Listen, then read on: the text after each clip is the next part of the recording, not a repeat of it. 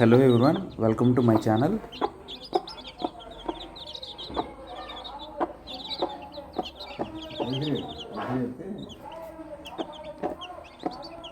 కోడి పిల్లలు పుట్టి 3 రోజులు అవడంతో చాలా క్యూట్గా ఉన్నాయి. ఇవన్నీ అన్నీ కలిసి ఆడుకుంటూ ఉన్నాయి, వాటర్ తాగుతూ ఉన్నాయి, చిన్న చిన్న నూకలు అయితే తింటున్నాయి అన్నమాట.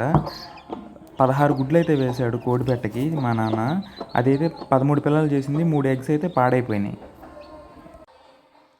రే లేకరా, లే లే లే ఇట్రా, లేకు. ఏంటి అసలు నువ్వు? సిట్ రగి, సిట్. సెకండ్ రే రే సెకండ్ రా, సెకండ్ ఇవ్వు, సెకండ్ రా రాకి, సెకండ్ ఫుడ్ పెడతాను, సెకండ్ ఇవ్వు. అది ఎంత లేజీ అయిపోయావంటే అంత లేజీ అయిపోయావు, పడుకొని ఇస్తున్నావు.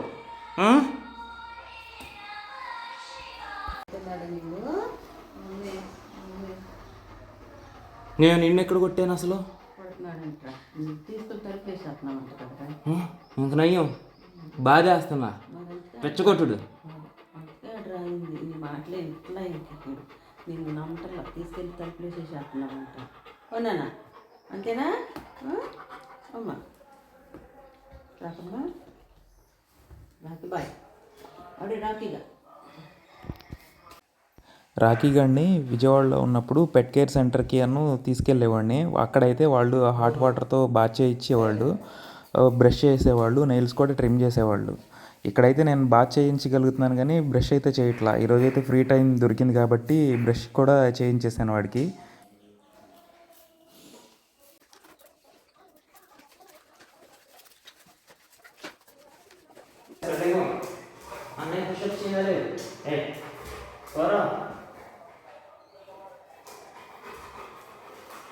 కొంచెం సేపు అయితే రాఖీ గడితో ఆడుకొని నా వర్కౌట్ని అయితే కంప్లీట్ చేసుకున్నాను. బాత్ చేసి రెడీ అయ్యి వచ్చాను. అంతలోనే నాకైతే 2 కాల్స్ వచ్చాయి. గుడివాడ నుంచి 2 కంప్లైంట్లు ఉన్నాయన్నమాట.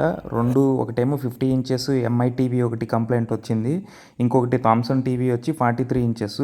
ఆ 2 టీవీలు గుడివాడలో ఉన్నాయి. ఒకటేమో గుడివాడలో స్కంద అపార్ట్మెంట్స్, ఇంకోటేమో గణేష్ అపార్ట్మెంట్స్. ఈ 2 ఇక్కడ నుంచి టీవీ కంప్లైంట్లు అయితే రావడం అయితే జరిగింది.